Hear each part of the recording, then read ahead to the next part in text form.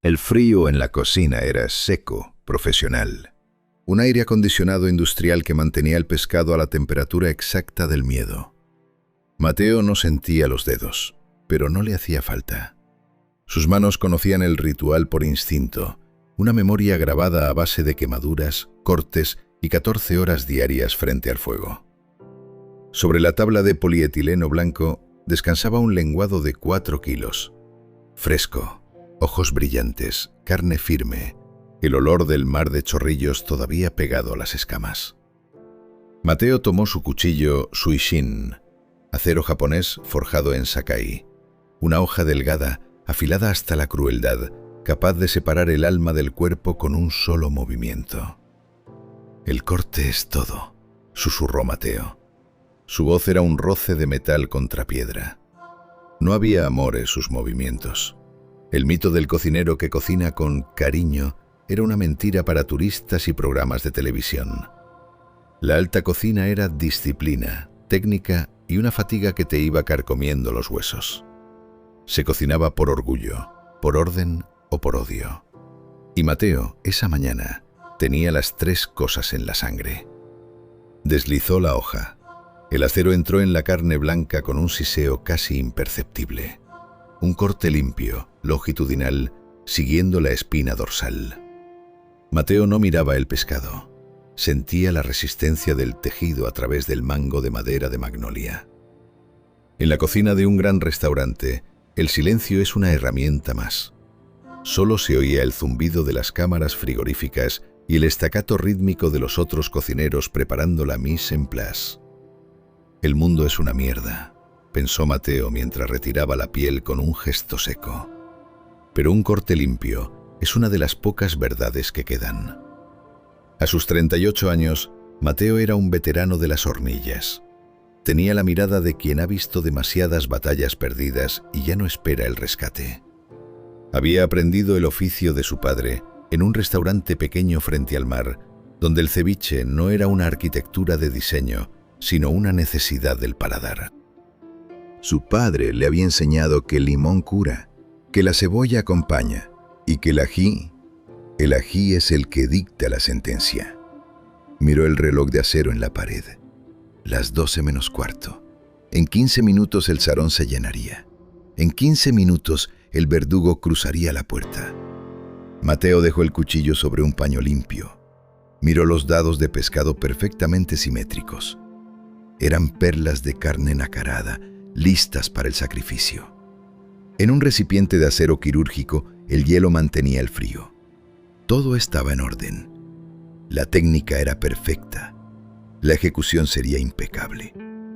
Se ajustó el cuello de la chaqueta blanca. Estaba limpia, almidonada, rígida como una armadura. «Chefe», dijo un ayudante joven asomando la cabeza por la zona de despacho. «Ya llegaron los de la televisión. Están armando las luces en la mesa 5. Mateo asintió una sola vez. No cambió el gesto. «Que preparen el ají», ordenó. «El mochero, el que dejamos macerando en frío». El ayudante dudó un segundo. Conocía la potencia de ese fruto, una pequeña granada de sabor y fuego. «¿El especial, jefe?» «El de mi padre», sentenció Mateo. Se quedó solo frente a su estación. El Suishin brillaba bajo la luz fluorescente. Era un arma esperando su momento. Y el momento, después de 20 años de silencio, estaba a punto de servirse. Mateo miró sus manos. Estaban quietas, pero en su memoria aún sentía el temblor de las de su padre. Don Julián, un hombre de mar y de fuego que creía que la honestidad se medía en la frescura del pescado. Hace 20 años, don Julián tenía un nombre, una pequeña cevichería llamada El Puerto, y un hijo que lo miraba como si fuera un dios entre ollas de barro. Luego llegó César de la Gala. En aquel entonces, de la Gala no era el semidios mediático de hoy, pero ya tenía el veneno en la pluma. Apareció un martes, con un traje de lino que costaba más que toda la cocina de don Julián. Comió en silencio. No sonrió. No pidió nada fuera de la carta. Al terminar, dejó una propina insultante y se marchó sin decir palabra. 3 días después, el mundo se acabó. Un ejercicio de mediocridad costumbrista, decía la columna en el diario más importante del país. Pescado maltratado por un exceso de rusticidad. Un ceviche que confunde la tradición con la falta de técnica. El puerto es el lugar donde la gastronomía limeña va a morir de aburrimiento. Don Julián leyó la crítica en voz alta, de pie en mitad del comedor vacío. Mateo, que entonces tenía 18 años, vio cómo la espalda de su padre se doblaba, no por el peso de los años, sino por el peso de una mentira impresa en papel cuché. «La gente no viene a comer, Mateo», dijo su padre semanas después, mirando las mesas vacías. «Viene a que les digan qué deben probar. Y este señor ha dicho que mi comida sabe a nada». El cierre fue lento y doloroso. Las deudas devoraron las sillas, las mesas y finalmente el ánimo de don Julián. No hubo drama ni gritos, solo un hombre que dejó de afilar sus cuchillos. Don Julián murió 2 años después de un cáncer que los médicos llamaron de páncreas, pero que Mateo sabía que era de tristeza. Murió con el sabor amargo de la injusticia pegado a la lengua. «El mundo no perdona a los humildes», pensó Mateo, regresando al presente. Sabía que era inútil buscar justicia en los tribunales o en las cartas al editor. La única justicia real es la que se siente en el paladar, la que te hace recordar quién eres. Mateo se había pasado 2 décadas preparándose. Había trabajado en cocinas de 3 estrellas en Francia, en barras de sushi en Tokio, en tugurios de Bangkok. Había aprendido que el sabor es un arma de precisión. Había perfeccionado el repicado, la técnica secreta de su padre para tratar el ají, un método que extrae la esencia del picor sin quemar la lengua de inmediato, permitiendo que el calor se acumule en las glándulas, esperando el momento exacto para estallar. 20 años, susurró Mateo para sí mismo. César de la Gala vendría hoy con sus cámaras, su soberbia y su paladar de terciopelo. Vendría a consagrar al nuevo genio de la cocina limeña, sin saber que el genio era el hijo del hombre al que él había destruido por un capricho literario. Mateo tomó un ají mochero, pequeño, naranja, de un brillo casi vítreo. Lo olió. El aroma era frutal, engañoso, cubriendo un núcleo de fuego puro. La justicia es un plato que se sirve frío, pensó Mateo con un fatalismo seco. Pero en el Perú se sirve con harto ají. Escuchó el ruido de las voces en el salón. El verdugo acababa de entrar. César de la Gala no entró en el restaurante. Se desplazó por el salón como si el suelo le debiera algo. A los 60 años, el crítico conservaba esa elegancia lánguida de la vieja oligarquía limeña. Traje de lino color arena, pañuelo de seda al cuello y una sonrisa ensayada que no llegaba a unos ojos que solo sabían juzgar. Detrás de él, el caos ordenado de la televisión. Luces LED que blanqueaban la penumbra del local, cámaras de hombro buscando el ángulo perfecto y una productora con auriculares que movía a la gente como si fueran piezas de un tablero. Mateo observaba desde el puente, el despacho de la cocina. Era una rendija estrecha que separaba 2 mundos, el infierno limpio de los fogones y el paraíso impostado de los manteles largos. «Ya está aquí el gran hombre», murmuró el sous-chef, con un rastro de asco en la voz. Mateo no respondió. Sus ojos estaban fijos en De la Gala. Lo vio sentarse en la mesa 5, la mejor del local, la que tenía la luz dirigida para que el plato brillara en la pantalla. Vio cómo el crítico se acomodaba, cómo saludaba a la cámara con una familiaridad obscena, hablando de honestidad gastronómica y el alma de los insumos. «El mundo es una mierda», pensó Mateo, «y la gente como él es la que le pone el precio a la mierda para que parezca oro». De la Gala empezó su monólogo para la grabación. Hablaba de la evolución de la cocina peruana, de cómo él había descubierto y destruido talentos para mantener el nivel de la nación. No recordaba a don Julián. Para él, el padre de Mateo había sido un párrafo molesto, una nota al pie en una carrera llena de cadáveres culinarios. Hoy, decía de la Gala frente al lente, con esa voz engolada que le había dado la fama, vamos a probar si el joven Mateo está a la altura del linaje que algunos le atribuyen. La cocina es como la guerra. No hay lugar para los débiles ni para los que se esconden en la tradición sin fundamento. Mateo apretó el borde de la mesa de despacho. El acero inoxidable estaba frío, pero sus manos quemaban. El maître se acercó a la mesa del crítico. Hubo un intercambio de palabras que Mateo no pudo oír, pero vio el gesto final de la Gala, un dedo índice señalando la carta, con una suficiencia que hacía que el aire en la cocina se volviera más pesado. «Quiere el ceviche clásico», dijo el maître al entrar en la cocina, con la comanda en la mano. «Pero ha dicho algo más, chef. Ha dicho que quiere probar el ceviche que su padre nunca supo hacer». El silencio en la cocina fue absoluto. Los cocineros se detuvieron, mirando a Mateo.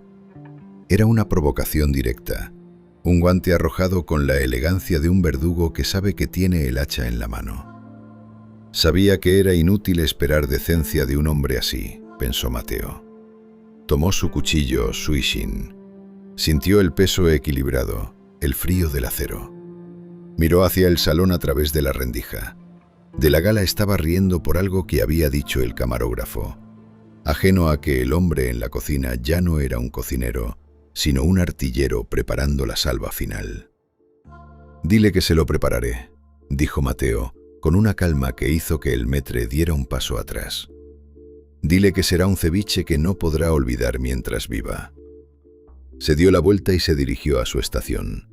El tiempo de las palabras se había terminado. Ahora empezaba la alquimia. Mateo colocó la comanda sobre el riel de acero. El papel térmico brillaba bajo la luz fluorescente. 1 ceviche clásico. Parecía una orden cualquiera, una de las cientos que salían de esa cocina cada semana. Pero Mateo sabía que era un contrato de sangre. «A sus puestos», ordenó Mateo. Su voz no tembló. Era el tono de un oficial antes de una carga de caballería. La cocina se activó con la precisión de un reloj suizo. Los ayudantes picaban cebolla, otros preparaban el hielo, pero nadie se acercaba al pescado. El lenguado era territorio exclusivo de Mateo. Era el cuerpo del delito. «El mundo es una mierda», pensó Mateo mientras tomaba un bol de acero inoxidable previamente enfriado. Pero las leyes de la química no perdonan. Si mezclas el ácido del limón con la sal de maras en el tiempo exacto, creas algo más que comida. Creas una memoria física. Mateo empezó el ritual. Primero, los dados de lenguado. Fríos, firmes, nacarados. Luego, la sal. No cualquier sal.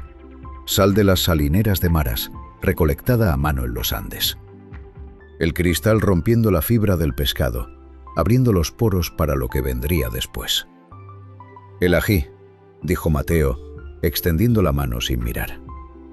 El sous-chef le entregó una pequeña tabla de madera de olivo. Sobre ella, 3 ajíes mocheros de un color naranja incendiario. Mateo tomó un cuchillo de oficio pequeño, de hoja curva. Aquí empezaba el repicado. La técnica de su padre no consistía en picar el ají y lanzarlo al bol. Eso era para aficionados. El secreto era el corte invisible. Mateo empezó a laminar el ají con una velocidad que desafiaba al ojo humano, pero no cortaba las semillas. Picaba la carne del fruto hasta convertirla en una pasta casi microscópica, liberando los aceites esenciales, la capsaicina pura, pero manteniéndola oculta en la leche de tigre. Era un picor con retardo, un caballo de Troya sensorial. En el salón, de la Gala hablaba frente a la cámara. Mateo lo veía por el despacho. El crítico hacía gestos con las manos, explicando a su audiencia que el ceviche es el equilibrio entre el mar y la tierra. No tenía idea de que Mateo estaba desequilibrando la balanza con la precisión de un artillero. Sabía que era inútil esperar justicia del destino, pensó Mateo mientras vertía el jugo de limón sobre el pescado. El destino es un borracho que da bandazos. La única justicia es la que tú mismo diseñas en una tabla de picar. El limón era de Piura, ácido, fresco, recién exprimido para evitar el amargor de la cáscara. Al tocar el pescado, la carne empezó a cambiar de color, a cocinarse en frío. Mateo añadió una pizca de cilantro picado y la cebolla roja en pluma, lavada 3 veces en agua helada para quitarle la soberbia. Probó la leche de tigre con una cuchara de plata.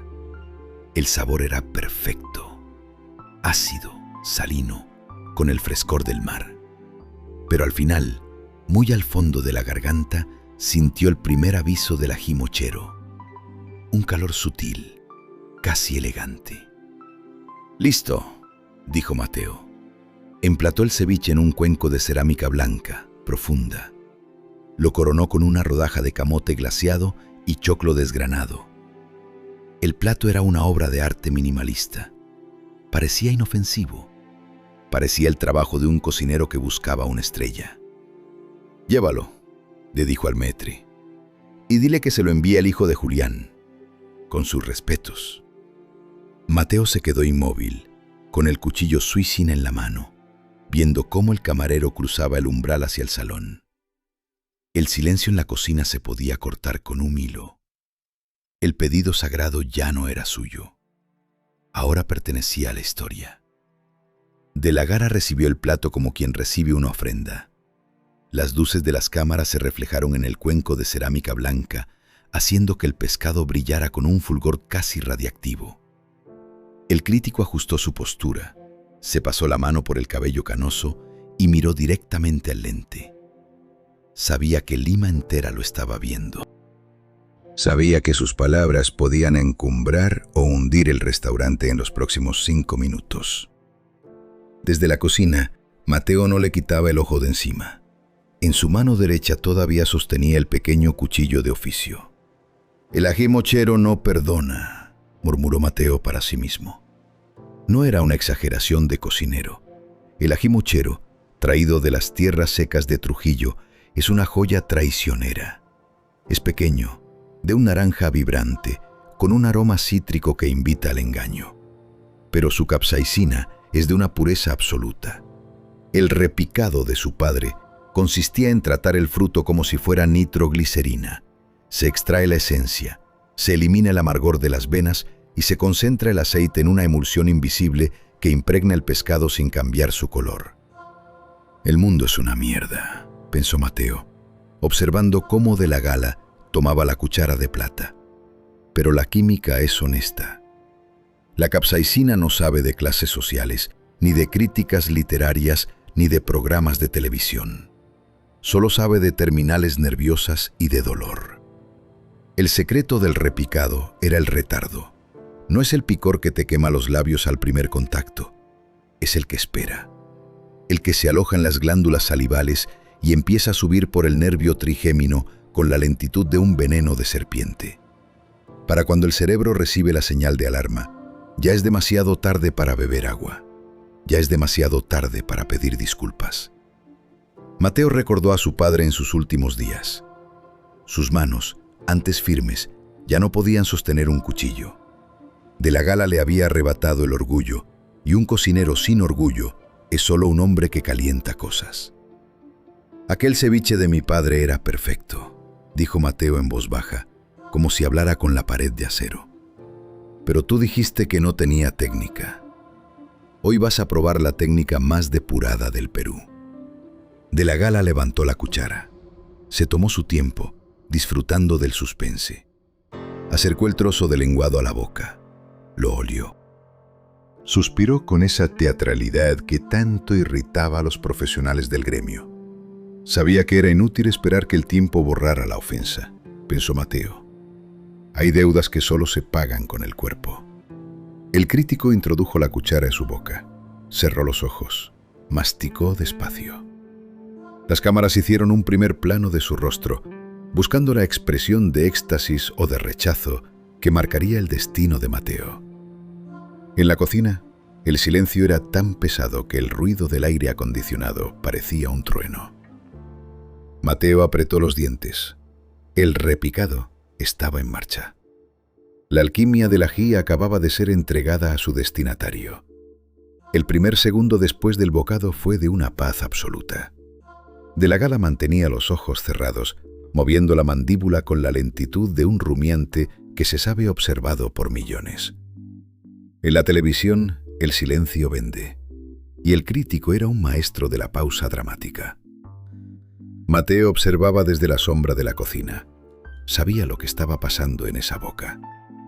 El ácido del limón de Piura, extraído con una presión mínima para evitar el aceite amargo de la cáscara, estaba limpiando el paladar del crítico, preparándolo para el engaño. La sal de maras estaba abriendo las papilas, haciéndolas vulnerables. El limón es el cuchillo, susurró Mateo, y la sangre es el linaje. El mundo es una mierda, pensó Mateo, mientras se limpiaba el sudor de la frente con el antebrazo. Pero la sangre no se olvida.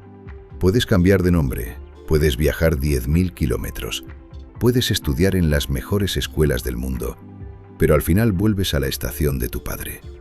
Vuelves al limón y al ají. De la Gala tragó.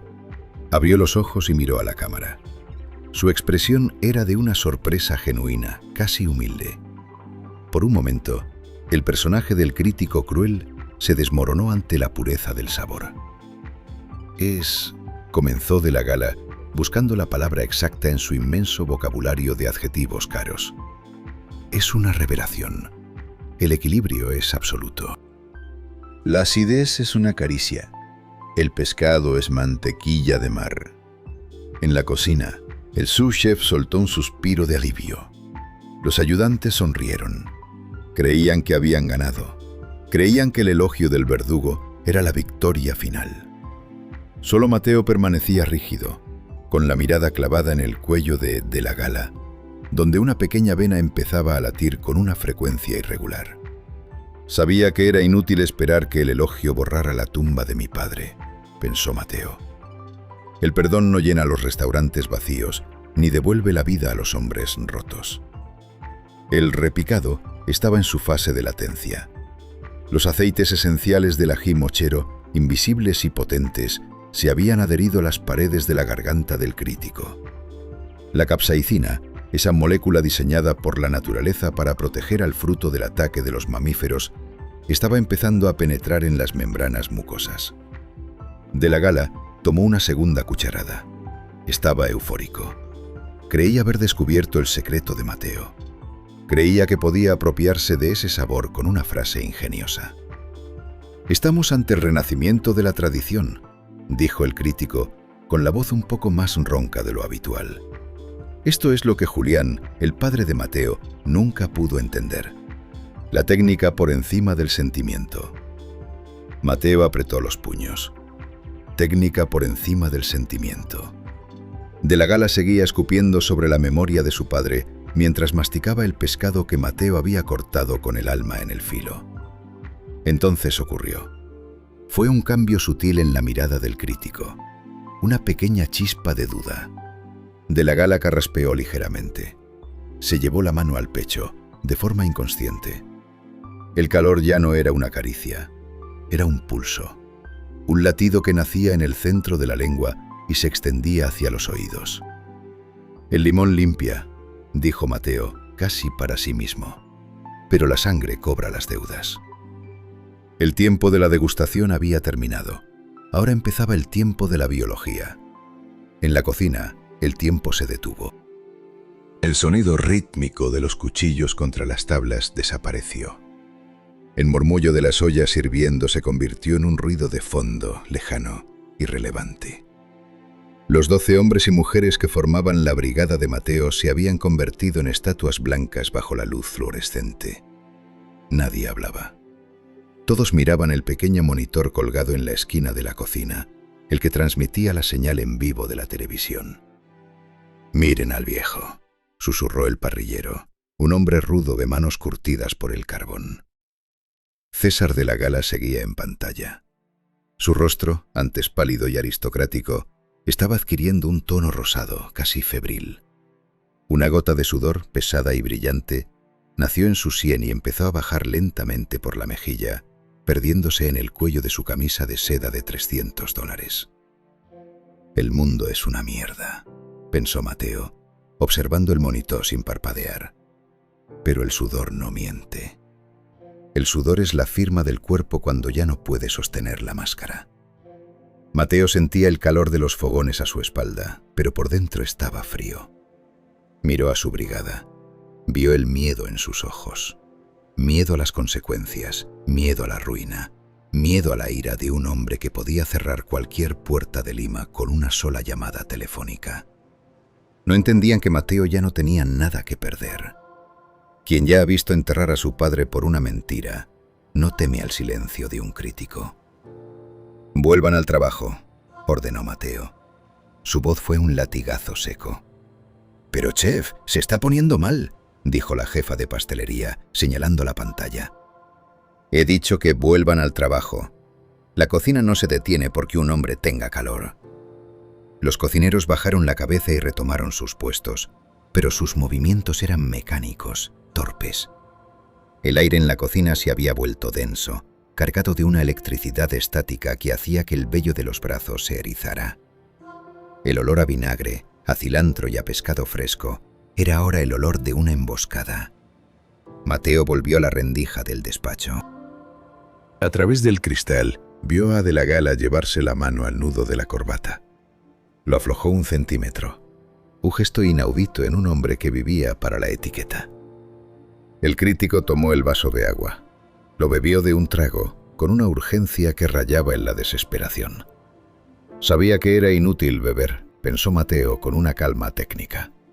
El agua solo extiende el aceite del ají. El agua es la gasolina que aviva el incendio del repicado. El repicado de su padre era una obra maestra de la balística sensorial. El picor no estaba en el agua, estaba en la grasa. Se adhería a los receptores del dolor y se negaba a soltarse. En el monitor, De la Gala intentaba sonreír a la cámara, intentaba seguir con su discurso sobre la perfección del corte, pero sus labios estaban empezando a hincharse. Sus glándulas lagrimales, estimuladas por la capsaicina extrema, empezaban a inundar sus ojos. «Técnica», murmuró Mateo para sí mismo, recordando la burla del crítico. «Aquí tienes tu técnica». El sudor de la brigada era de nervios. El sudor de la Gala era de agonía. Mateo se cruzó de brazos y esperó. En la cocina, como en la vida, el que tiene el control del fuego es el que decide cuándo termina la cocción. La cerámica era blanca. Un blanco quirúrgico, profundo, sin aristas. Mateo la había elegido personalmente meses atrás, sabiendo que ese sería el lienzo para su última obra. Sobre el fondo níveo, el ceviche no parecía comida, parecía una autopsia elegante. El pescado, dados de lenguado de 1 centímetro exacto, brillaba con un tono nacarado bajo las luces del salón. La cebolla roja, cortada en pluma fina, era casi transparente, aportando un contraste violáceo que engañaba al ojo. Todo en ese plato hablaba de pureza, de equilibrio, de esa paz que precede a las ejecuciones. «El mundo es una mierda», pensó Mateo, mirando los restos del plato en el monitor. Pero un plato bien montado tiene su propia moral, una belleza que no necesita perdón. En la cocina, Mateo recordaba el montaje. No había usado pinzas de diseño ni flores comestibles. Esos eran adornos para cocineros que no tenían nada que decir. Él había vuelto a lo básico: pescado, sal, limón, ají. La santísima trinidad de la costa peruana. Pero en el centro, oculto bajo la frescura del hielo picado, estaba el veneno de la memoria. Estética de la traición, susurró Mateo. Había colocado 3 cubos de hielo de agua mineral en la base. El hielo mantenía la temperatura de la proteína a 4 grados, asegurando que los músculos del pescado permanecieran tensos, crujientes al morder. Pero el hielo también servía para otra cosa: retardar la liberación de los aceites del ají mochero. Mientras el plato estuviera frío, el picor sería un fantasma, un susurro. Pero el calor humano de la boca de la Gala estaba haciendo su trabajo. Sabía que era inútil intentar que el plato pareciera otra cosa, pensó Mateo. Es un arma. Y las armas, para ser eficaces, deben ser hermosas. De la Gala volvió a mirar el cuenco. Ya estaba vacío de pescado, pero aún quedaba la leche de tigre. Ese jugo blanquecino, turbio por la esencia del mar y el colágeno del lenguado. El crítico, en un gesto de glotonería que las cámaras captaron con una crueldad milimétrica, levantó el cuenco para beber el resto. En la cocina, el silencio se volvió sólido. «No lo hagas», murmuró el ayudante de cocina, casi como una oración. Mateo no dijo nada. Vio cómo de la Gala inclinaba el plato blanco. Vio el contraste de la cerámica contra el rostro congestionado del crítico. La leche de tigre, cargada con la concentración final del repicado, entró en su garganta como una corriente de platino fundido. Esa era la estética final. El blanco absoluto del plato quedando limpio, mientras el hombre que lo sostenía empezaba a desintegrarse por dentro. El ceviche de Mateo era impecable, técnicamente perfecto, visualmente inofensivo. «La cuenta, por favor», había dicho de la Gala antes de beber, con una ironía que ahora se le clavaba en el pecho como un puñal de hielo. Mateo cerró los ojos por un segundo. Vio la cevichería de su padre, los manteles de hule y los platos de loza barata. Su padre nunca pudo pagar esa cerámica blanca, pero su padre nunca necesitó esconder un cuchillo en la comida para ser un hombre. «El mundo no cambia», se dijo Mateo, volviendo a abrir los ojos. Pero hoy, la porcelana blanca ha hecho su trabajo. Afuera, en el salón, el plato blanco regresó a la mesa con un golpe seco. De la Gala ya no miraba a la cámara, miraba al vacío, con la expresión de quien acaba de comprender, demasiado tarde, que el mar siempre se cobra lo que le pertenece. Mateo se ajustó el cuello de la chaqueta. Estaba rígida, almidonada, una armadura de sarga blanca que lo aislaba del mundo. Se pasó las manos por los muslos para secar una humedad que no existía. Sus dedos estaban fríos. El corazón le latía con una calma pesada, rítmica, como el motor de un barco pesquero saliendo de puerto en mitad de la niebla. «Voy a salir», dijo. No era una pregunta. El sous-chef lo miró con los ojos muy abiertos, con el terror de quien ve a un hombre caminar hacia un campo de minas. Nadie en la cocina se atrevió a detenerlo. Mateo empujó la puerta batiente de acero inoxidable. El chirrido de las bisagras fue el último sonido del infierno antes de entrar en el purgatorio del salón. El aire en el comedor era distinto. Olía a aire acondicionado caro, a perfumes de mujer y al humo invisible de la vanidad. Las luces de la televisión creaban un escenario irreal, recortando la figura de César de la Gala contra el fondo de madera oscura de barranco. Mateo caminó con pasos lentos, medidos. Sus botas no hacían ruido sobre la alfombra. Al acercarse a la mesa 5, las cámaras giraron hacia él como girasoles de cristal y silicio, buscando el rostro del autor de la maravilla que el país estaba presenciando en vivo. «El mundo es una mierda», pensó Mateo, viendo su propia sombra proyectada sobre el mantel. Pero hoy la mierda va a tener subtítulos en horario estelar. De la Gala estaba en pleno colapso. Ya no era el hombre elegante que había entrado una hora antes. Tenía el rostro del color de un pimiento maduro. El sudor le empapaba el cabello, que ahora se pegaba a su frente en mechones grotescos. Sus ojos, inyectados en sangre, lagrimeaban sin control, trazando surcos de humedad sobre su piel congestionada. «Chef, Mateo», logró decir de la Gala. Su voz era un graznido. La lengua, inflamada por el repicado, apenas le permitía articular las sílabas. El crítico intentó recuperar la compostura para la cámara, pero el cuerpo tiene sus propias leyes y no aceptan sobornos mediáticos.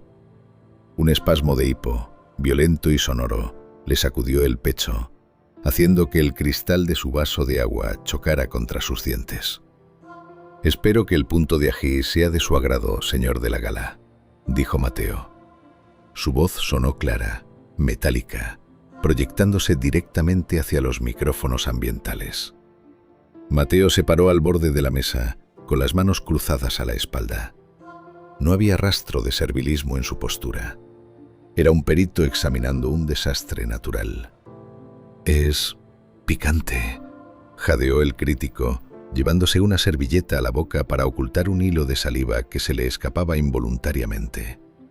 «Demasiado picante». «Es el ají de mi padre», respondió Mateo. Dio un paso más, invadiendo el espacio personal del crítico, obligándolo a mirar hacia arriba. «El que usted dijo que no tenía técnica, el que llamó mediocre hace 20 años». La productora, detrás de las cámaras, hizo una señal de pánico. El conductor del programa intentó intervenir, pero el drama era demasiado potente para cortarlo. La audiencia estaba subiendo. El país estaba viendo al papa de la gastronomía desmoronarse frente a un cocinero que hablaba de un muerto. Sabía que era inútil buscar perdón, pensó Mateo, mirando el terror en los ojos de la Gala. Pero el miedo es un ingrediente que se queda pegado a la memoria para siempre. De la Gala volvió a sufrir un ataque de hipo. Sus manos temblaban de forma espasmódica sobre la mesa blanca. Intentó levantarse, pero las piernas no le obedecieron. La capsaicina estaba provocando una dilatación capilar masiva. Su cerebro estaba enviando señales de incendio a todo el sistema nervioso. Se sentía morir frente a 3 cámaras de alta definición. Mateo no se movió. Permaneció allí, blanco e impasible, como una estatua de sal. El servicio en vivo se había convertido en una ejecución pública, y el verdugo no tenía prisa por retirarse. «Mi padre murió esperando una disculpa que nunca llegó», dijo Mateo en un susurro que solo de la Gala pudo oír, a pesar del ruido del salón. «Considere este ceviche mi última crítica a su carrera». El crítico abrió la boca para responder, pero solo salió un quejido sordo. El repicado había llegado a su clímax. El hombre que había destruido destinos con una pluma ahora no podía ni siquiera pedir un vaso de leche. El mundo, en ese momento, era solo el plato vacío y el sudor de un hombre que lo había perdido todo por un bocado de memoria. El primer bocado es siempre un engaño. Un pacto de confianza entre el cocinero y la víctima que el repicado se encarga de romper con precisión de cirujano. Mateo lo sabía mientras observaba al crítico en el monitor de la cocina, recordando el momento exacto en que la primera lasca de lenguado tocó la lengua de la Gala. No fue una explosión, fue una infiltración. «El mundo es una mierda», pensó Mateo, rememorando el proceso técnico en su mesa de trabajo. Pero la biología es una ciencia exacta. Si conoces los receptores de calor del cuerpo humano, no necesitas un arma. Solo necesitas un fruto naranja y un cuchillo afilado. El secreto del repicado no estaba en la cantidad de ají, sino en la manipulación de la capsaicina. Mateo había trabajado los ajíes mocheros al frío, extrayendo el aceite esencial sin romper las fibras que contienen el amargor. Había creado una microemulsión con el limón de Piura. Al primer contacto, el ácido del limón adormecía levemente las papilas, permitiendo que el aceite del ají se deslizara, invisible, por las comisuras de la boca y la base de la lengua. Fue una trampa técnica, una emboscada sensorial. De la Gala, en ese primer bocado, sintió la frescura, sintió el mar, sintió la técnica depurada que tanto le gustaba elogiar. Sus receptores TRVP1, los encargados de detectar el dolor por calor, fueron engañados por la temperatura helada del pescado. El cerebro del crítico registró frío, mientras sus células empezaban a absorber fuego. «Es la latencia», susurró Mateo al aire saturado de vapor de la cocina. «La espera del depredador». Mateo había diseñado el plato para que el picor tuviera una curva de ascenso logarítmica. Los primeros 60 segundos eran de placer, los siguientes 60 de duda. A partir del tercer minuto, el sistema nervioso central de la Gala empezaría a enviar señales de socorro masivas. Sabía que era inútil que intentara calmarlo con agua, pensó Mateo. La capsaicina es hidrófoba. El agua no la limpia, solo la esparce por nuevas zonas de la mucosa, ampliando el radio de la quemadura. Recordó a su padre picando ají para los pescadores en el puerto. Julián usaba las manos desnudas, con la piel curtida por el ácido y el sol. «El ají es respeto, Mateo», le decía. «Si lo tratas con soberbia, te muerde». De la Gala había tratado a la cocina de Julián con la mayor de las soberbias. Ahora, el ají le estaba devolviendo el mordisco, diente por diente. En el salón, el tiempo de la latencia se había agotado. El primer bocado ya había sido procesado y la señal de incendio acababa de llegar al cerebro de la Gala. El rostro del crítico, captado en primer plano por la cámara de alta definición, mostró el momento exacto del colapso interno. Las pupilas se dilataron. Los capilares de la nariz estallaron en un rojo violento. No era el picor de un aficionado, era una parálisis química. «Técnica», repitió Mateo mirando sus propias manos. «Eso es lo que querías, César. Técnica pura». El mundo seguía siendo una mierda afuera del restaurante, pero en ese plato blanco, la física y la memoria habían firmado un veredicto inapelable. El primer bocado había terminado. Ahora empezaba la ejecución. La biología no sabe de jerarquías. No le importa si tienes un apellido ilustre o si tu pluma puede arruinar un negocio con 3 adjetivos. Para los receptores de dolor del cuerpo humano, la capsaicina del ají mochero es una señal de incendio forestal. Y el incendio de César de la Gala acababa de alcanzar el punto crítico. Fue una reacción en cadena. La capsaicina se adhirió a los receptores vaniloides de la boca del crítico, engañando a su cerebro. El mensaje era simple y brutal: quemaduras de 3er grado. Pero no había fuego real, solo una molécula diseñada para la guerra sensorial. El cerebro de la Gala respondió con lo que sabía hacer: dilatar los vasos sanguíneos para enfriar un cuerpo que no estaba ardiendo. «Agua», intentó decir de la Gala. Ya no era una palabra, era un gemido húmedo. «El mundo es una mierda», pensó Mateo, observando cómo el rostro del crítico se transformaba en una máscara de agonía. Pero la química es la forma más pura de la verdad. No puedes mentirle a tus propias glándulas. El sudor ya no era una gota, era una marea. El lino de la camisa de la Gala se transparentaba, pegándose a su pecho con una obscenidad que las cámaras captaron con un detalle impúdico.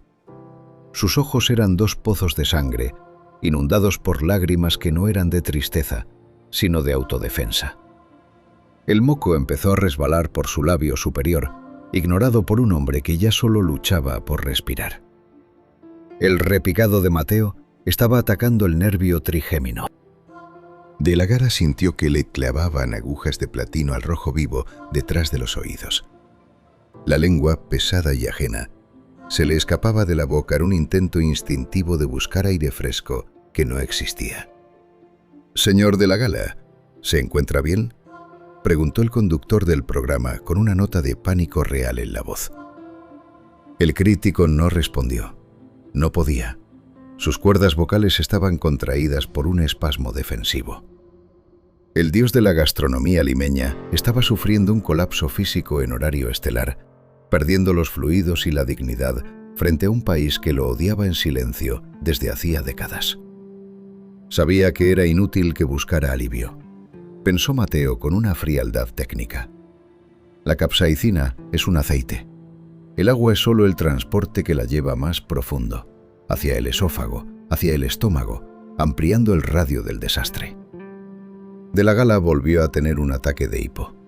Fue un sonido violento, seco, que sacudió todo su cuerpo y lo lanzó contra el borde de la mesa. El cuenco de cerámica blanca, el plato que había contenido la sentencia, cayó al suelo y se rompió en 1000 pedazos. Clank. El ruido del final.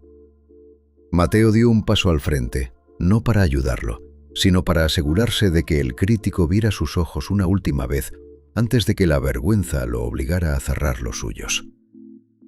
La técnica del repicado, dijo Mateo con una voz que cortó el aire como un cuchillo. Mi padre la llamaba el beso del diablo. Usted dijo que era rusticidad. Ahora sabe que es arquitectura del dolor. De la Gala se desplomó sobre el mantel, derribando la copa de vino. El líquido tinto se extendió por la tela blanca como una mancha de sangre. El crítico jadeaba, con la cara pegada a la porcelana fría, convertido en un animal herido que ya no recordaba cómo hablar. La reacción química había terminado su trabajo. El resto era solo el espectáculo de un hombre roto. La cámara no parpadea. Es un ojo de vidrio y silicio que no sabe de compasión, diseñado para capturar la verdad cuando la máscara se rompe. Y la máscara de César de la Gala no solo se había roto, se estaba disolviendo en una marea de fluidos corporales y humillación pública. El hombre que con un adjetivo podía mandar a un cocinero al olvido era ahora un despojo humano bajo los focos de la televisión. Su rostro, hinchado y purpúreo, parecía a punto de estallar. El moco, ignorado por un cerebro que solo procesaba señales de incendio, bajaba por su labio superior mezclándose con el sudor y el vino tinto derramado sobre el mantel de lino belga. Mateo lo miraba desde el borde de la mesa. No sentía alegría. La alegría es una emoción vulgar para gente que no conoce el peso de las deudas de sangre.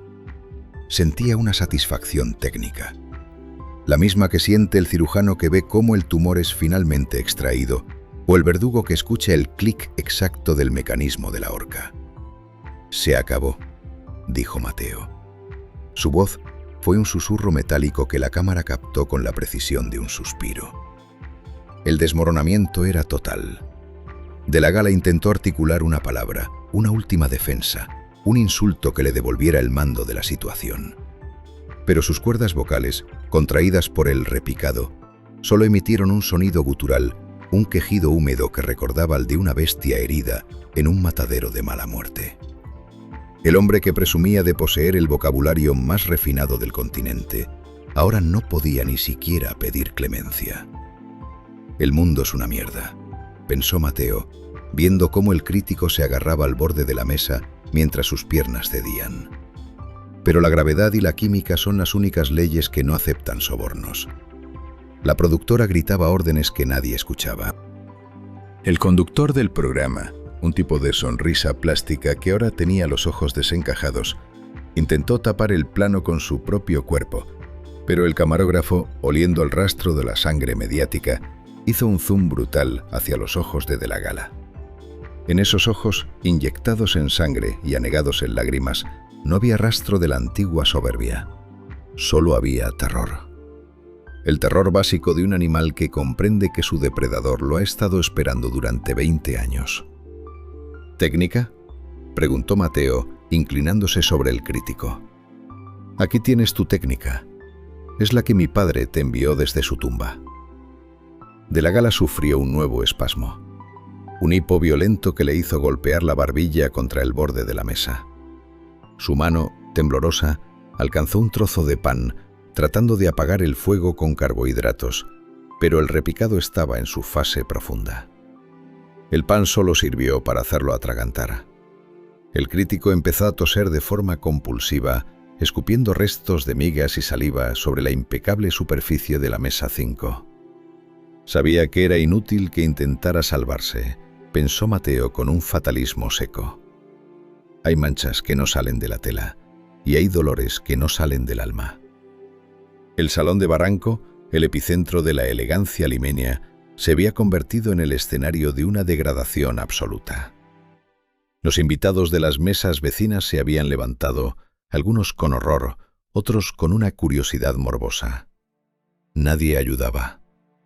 En Lima, como en todas partes, a la gente le gusta ver caer a los dioses, especialmente cuando la caída es tan sucia y física como esta. Mateo dio un paso atrás. Su trabajo de campo había terminado. El repicado ya no era suyo. Ahora pertenecía a las ondas de radio, a las señales de satélite y a la memoria colectiva de un país que nunca olvidaría la imagen del hombre más poderoso de la mesa convertido en un guiñapo balbuceante.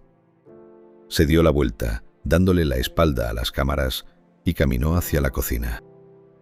El desmoronamiento de César de la Gala era el ruido de fondo de su propia liberación.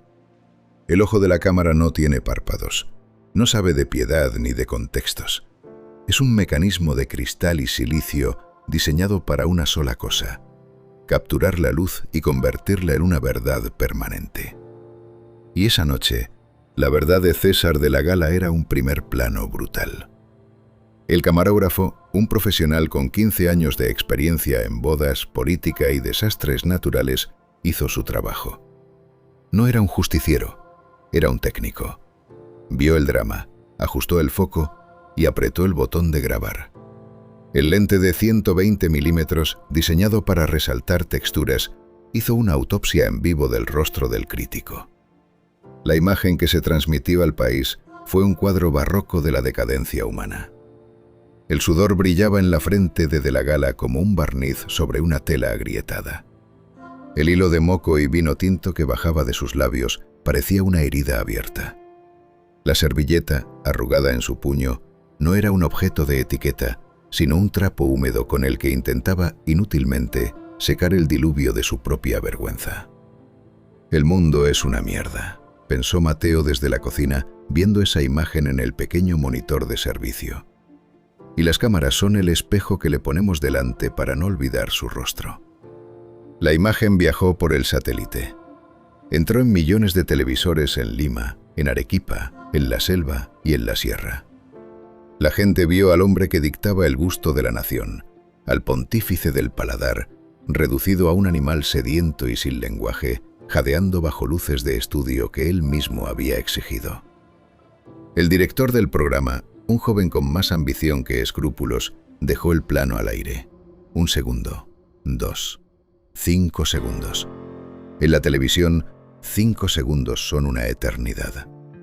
Fue tiempo suficiente para que la imagen se grabara en la retina de un país entero. El hombre que había vivido de la palabra acababa de ser ejecutado en silencio. Sabía que era inútil que la gente recordara sus críticas, pensó Mateo con una calma helada. La gente no recuerda los adjetivos, recuerda las caras rotas. Finalmente la productora gritó una orden y la pantalla se fue a negros. Publicidad. El jingle alegre de una marca de gaseosas invadió el éter, un contrapunto absurdo a la tragedia que acababa de transmitirse. En el salón, el caos se organizó. Los paramédicos entraron con una camilla.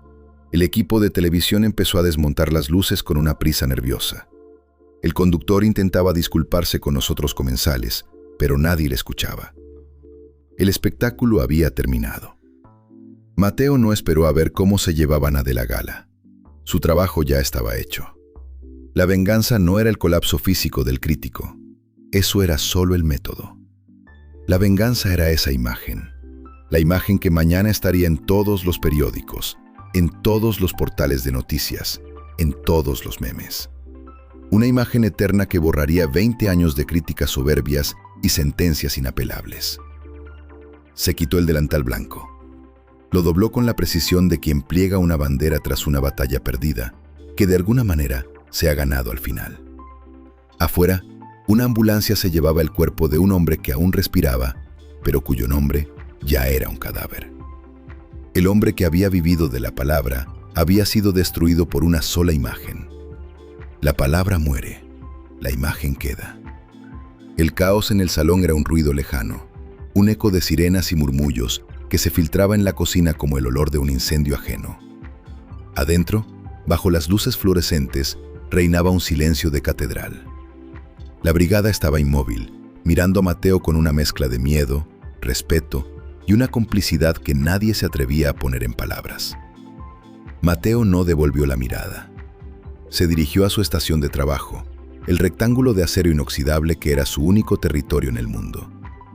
Tomó un paño limpio, lo humedeció con una solución desinfectante y empezó a limpiar la superficie.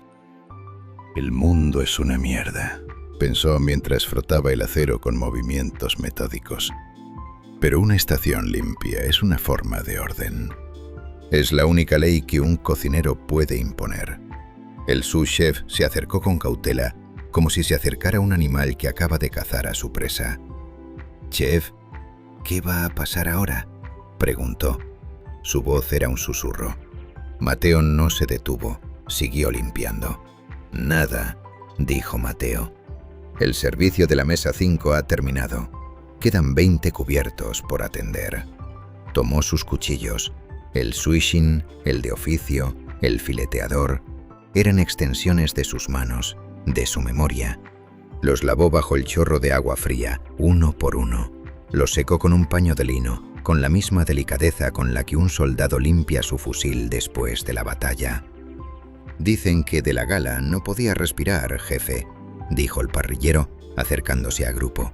«Que los paramédicos hablaban de un shock anafiláctico». «Fue el ají», sentenció Mateo, guardando el swishing en su funda de madera. «Un buen producto, fresco». No había mentira en sus palabras. El repicado no era un veneno, era una técnica. Una técnica que, aplicada a un hombre con el cuerpo debilitado por años de excesos y soberbia, se convertía en un arma letal para la dignidad. Sabía que era inútil buscar culpables, pensó Mateo, mientras afilaba ligeramente el filo del cuchillo de oficio contra una piedra de agua japonesa. La culpa es un concepto de abogado. En la cocina solo hay causa y efecto. Un mal corte, una mala cocción, una mala crítica. Todo tiene una consecuencia. El maître entró en la cocina. Tenía la cara pálida. «La productora del programa dice que van a demandar, que esto ha sido un atentado». Mateo dejó la piedra de afilar. Miró al maître por primera vez esa noche. Sus ojos estaban vacíos de emoción. «¿El señor de la gala pidió un ceviche clásico, sí o no?», preguntó Mateo. «Sí, chef». «¿Y se le sirvió un ceviche clásico?». «Sí, chef». «Entonces el servicio está completo». Mateo se quitó la chaqueta blanca. Debajo llevaba una camiseta negra, limpia. Dobló la chaqueta con cuidado y la dejó sobre su casillero. Se guardó los cuchillos en su maletín de cuero. «Mi turno ha terminado», dijo a su brigada. «Mañana a las 9, no lleguen tarde». Salió por la puerta trasera del restaurante, la que daba a un callejón oscuro que olía a basura y a salitre. No se despidió, no miró atrás. El caos del salón, las demandas, las llamadas de los periodistas, todo eso ya no era asunto suyo. Él había cocinado, había servido, había limpiado su estación. En la calle el aire de Barranco era fresco, húmedo. Se detuvo un momento para encender un cigarrillo. La primera calada le supo a ceniza, a justicia fría. El crítico gastronómico más poderoso de Sudamérica estaba en una ambulancia, con el paladar en ruinas y el nombre hecho pedazos.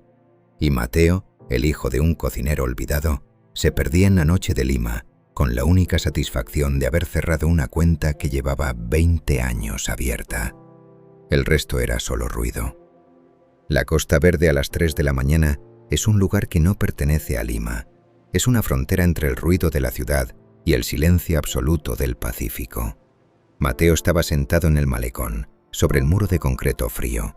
Las olas rompían abajo, un murmullo blanco y constante que lavaba los pensamientos. El aire salado le secaba los labios, se pasó la lengua por ellos, no sentía nada.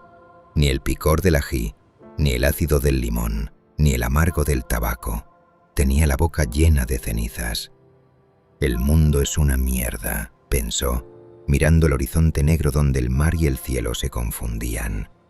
«Y la venganza es el plato más insípido de todos». Había ganado, lo sabía.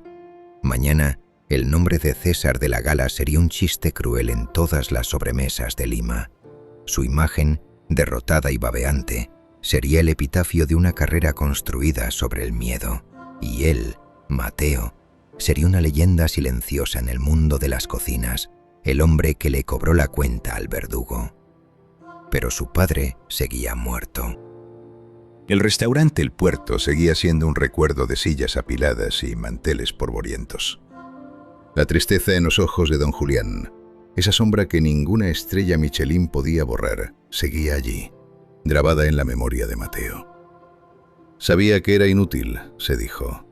Lo supe desde el primer corte. Matar al dragón no revive a los que se comió. Sacó el último cigarrillo, lo encendió con manos firmes. El humo se mezcló con la niebla que subía del mar.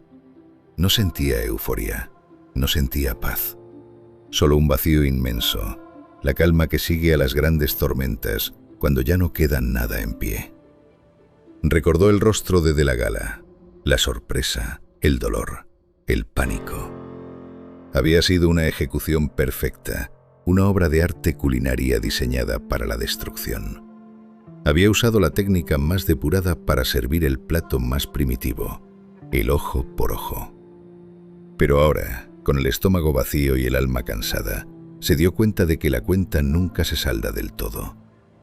Había limpiado el honor de su padre, sí, pero al hacerlo, se había manchado las manos con el mismo veneno que había matado a don Julián, el odio. Se levantó del muro. El sol empezaría a salir en un par de horas, tiñendo el cielo de ese color gris panza de burro tan limeño. Tenía que volver a la cocina. Tenía que recibir los pescados, afilar los cuchillos y empezar el servicio de nuevo. La vida de un cocinero es un ciclo de fuego y limpieza que no se detiene por la caída de un crítico. Miró el mar por última vez. Las olas seguían rompiendo con una indiferencia milenaria. Ya no quedaba nada por hacer. Nunca había quedado nada. Se dio la vuelta y caminó hacia la ciudad que despertaba con el sabor a nada pegado a la lengua. Solo, cansado y con las manos tan vacías como el día en que enterró a su padre.